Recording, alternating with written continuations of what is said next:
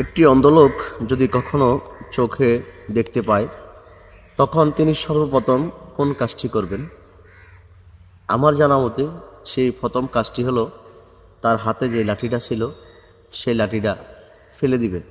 কারণ কখনো তিনি এই লাঠিটা যে তার জীবনে এক সময় চলার পথের সঙ্গী ছিল, সেই সঙ্গীটি এখন দূর দূর করে ফেলে দিবে। কারণ তিনি এখন মনে করবে সেটা তার আর কোনো প্রয়োজন নেই।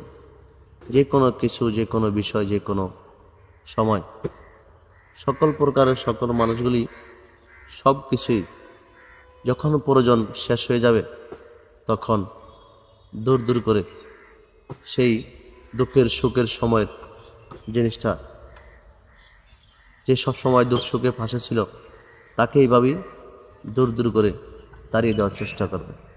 এটি আমাদের বর্তমান